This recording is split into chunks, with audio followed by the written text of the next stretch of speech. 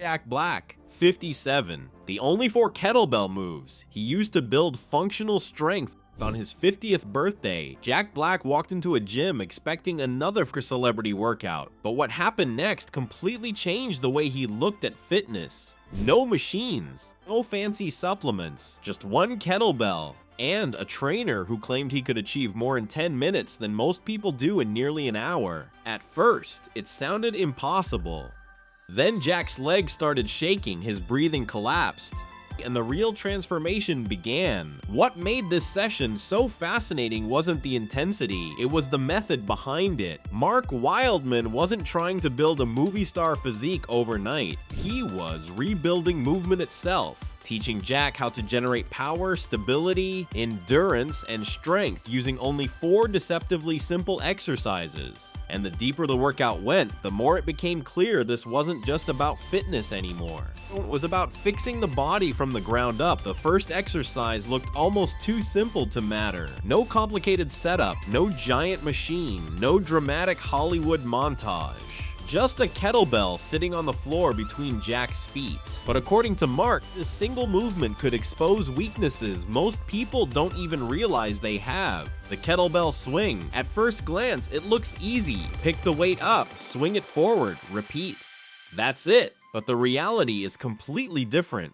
A swing is one of the few exercises that forces the entire body to work together as one connected system. Your hips generate the power, your core stabilizes the movement, your grip controls the bell, your back absorbs force. Even your breathing has to synchronize perfectly. And this is where the session immediately became interesting, because Jack Black had never trained with kettlebells before. Most trainers would ease someone into things slowly.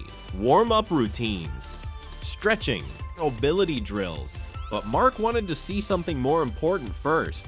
He wanted to see how Jack naturally moved before overthinking kicked in. So he handed him the kettlebell almost immediately. And then he told him to take his shoes off. That moment might sound insignificant, but for Mark, it revealed everything. According to him, the feet are like the foundation of a building. If the foundation is weak, the entire structure above it compensates. Knees shift, hips tighten, lower backs ache, balance disappears. And the second Jack stood barefoot on the floor, Mark noticed something instantly: flat feet.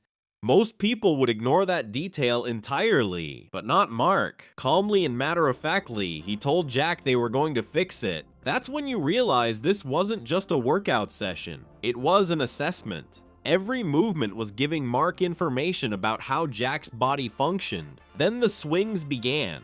Jack grabbed the kettlebell and awkwardly started learning the motion. Back between the legs, explode through the hips, let the bell float upward naturally. Don't lift with the arms, don't squat the movement. Hinge, snap, control. At first, it felt mechanical, unnatural, but within only a few reps, something changed. Well, Jack's breathing got heavier, and that's the deceptive thing about kettlebell swings. They don't look exhausting until you actually do them, because unlike isolated gym exercises, swings demand energy from almost every muscle simultaneously. Your body isn't resting between repetitions. It's constantly stabilizing, bracing, and generating force. That combination creates something brutal: strength training and cardio at the exact same time.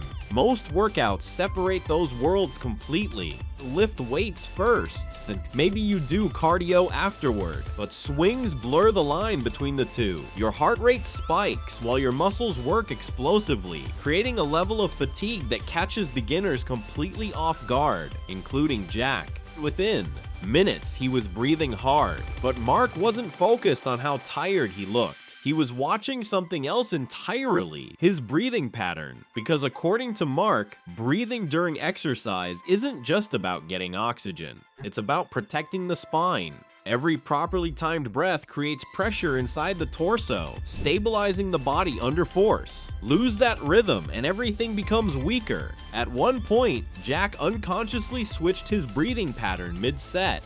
Mark noticed immediately. That tiny correction became one of the most important moments of the session. Small technical details like that are often the difference between efficient movement and wasted movement. Worse, injury. So Mark adjusted him. Sharp nasal inhales, controlled forceful exhales, rhythm matching motion, and suddenly the swing started looking smoother, more powerful, more natural. Set after set, Jack kept going. 10 rounds total. By the end, his body was already trembling. But something important had happened beneath the exhaustion. His nervous system had started learning the movement. The kettlebell no longer looked foreign in his hands.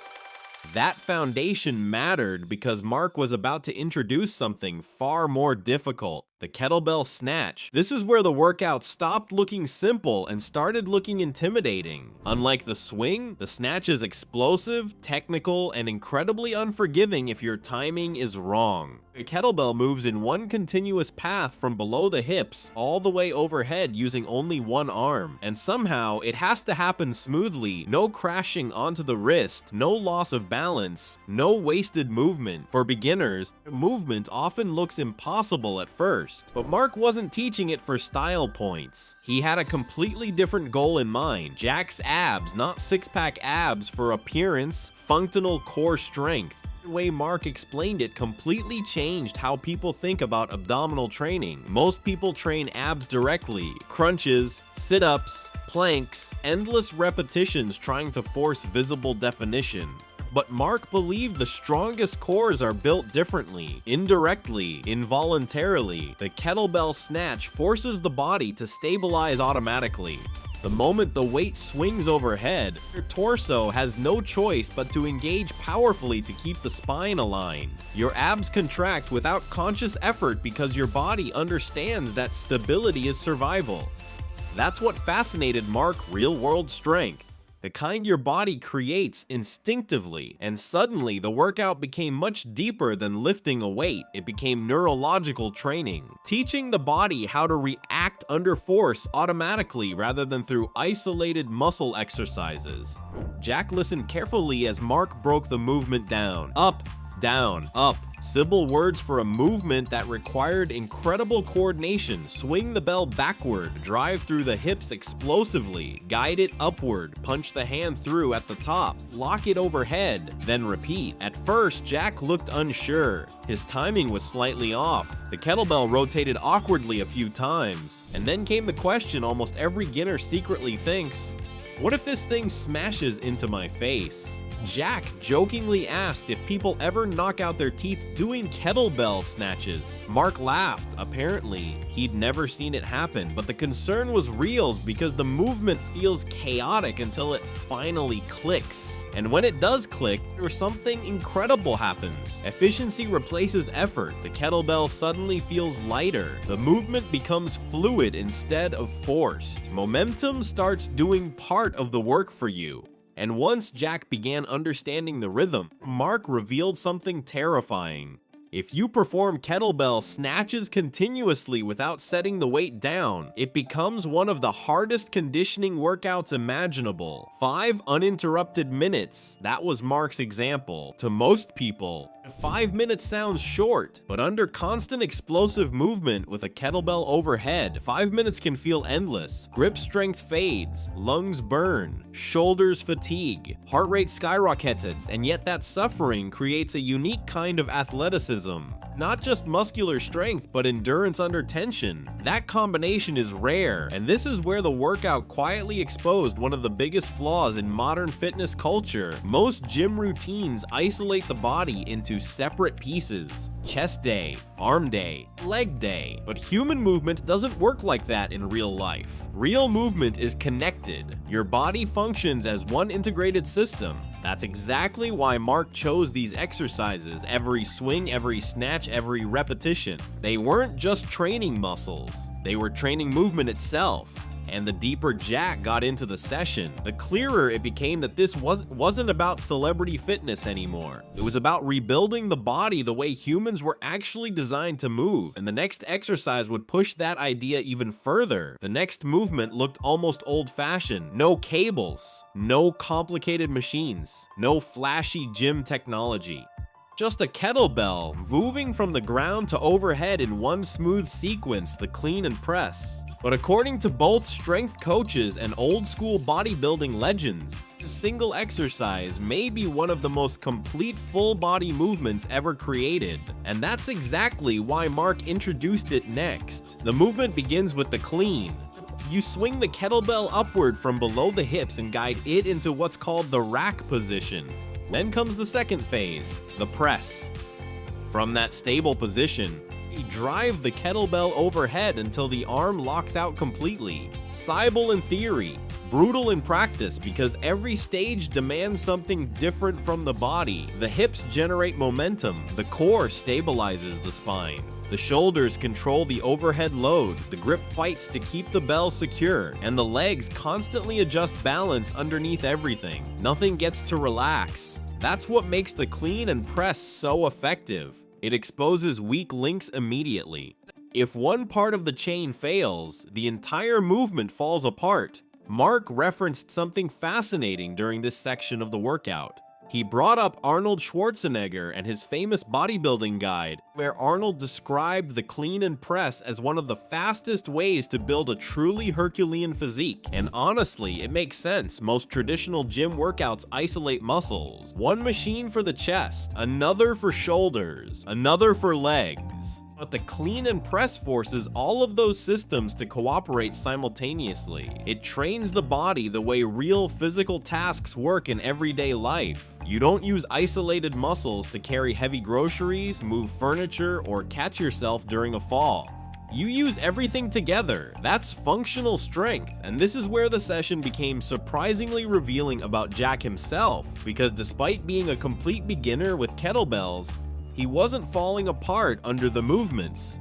Yes, he was exhausted. Yes, his breathing was getting harder. But underneath the fatigue, Mark kept noticing something important. Jack moved well. That might sound small, but in the world of fitness, natural movement quality is incredibly rare. People spend years in gyms yet still struggle with basic mechanics like hinging, squatting, or stabilizing properly overhead. Jack, somehow, had solid movement instincts, and the final exercise proved it immediately, the kettlebell squat.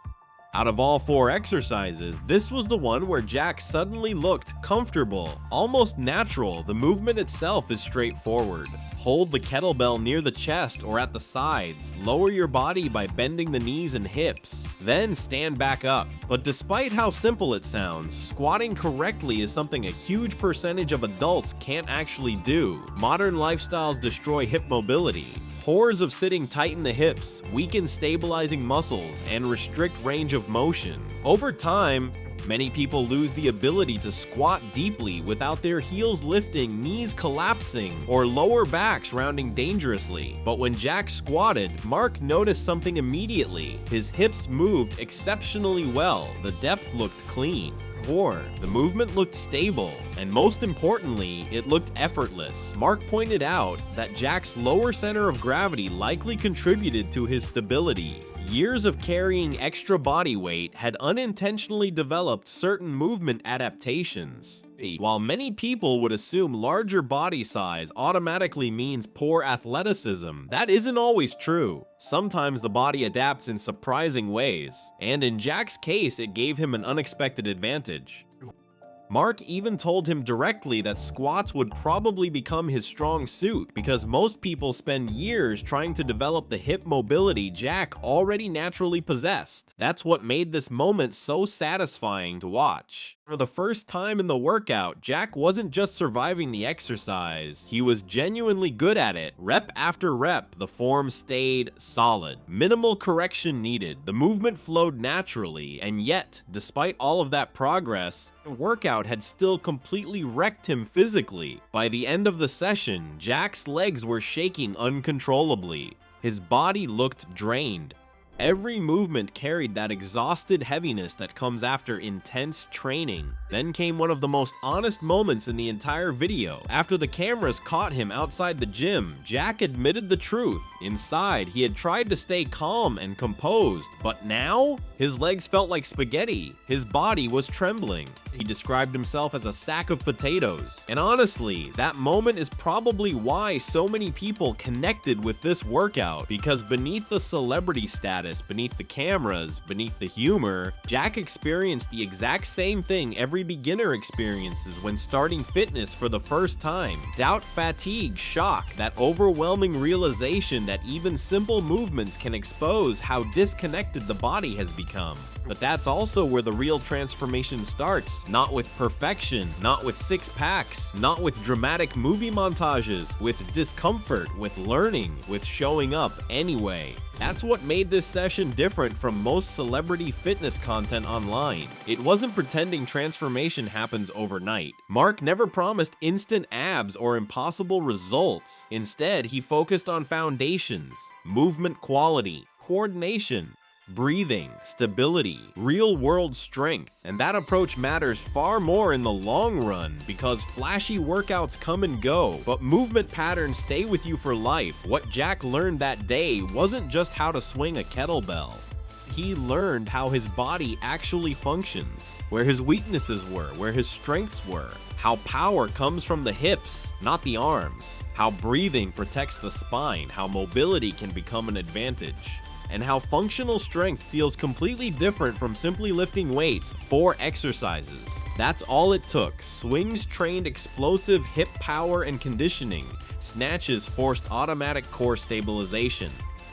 Clean and presses connected the entire body into one coordinated chain. Squats revealed mobility, balance, and lower body strength. Together, they covered nearly every fundamental human movement pattern. And maybe that's the biggest lesson hidden inside this entire story. Fitness doesn't have to be complicated. You don't need 20 machines. You don't need endless supplements. You don't need to train for 3 hours a day. Sometimes, one kettlebell and the right coach can teach you more about your body in a single session than years of random workouts ever could.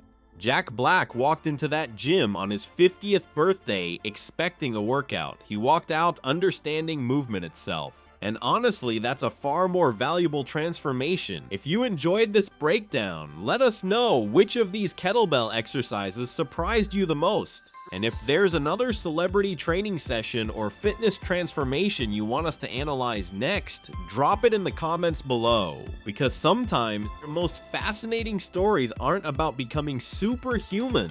They're about rediscovering what the human body was capable of all along.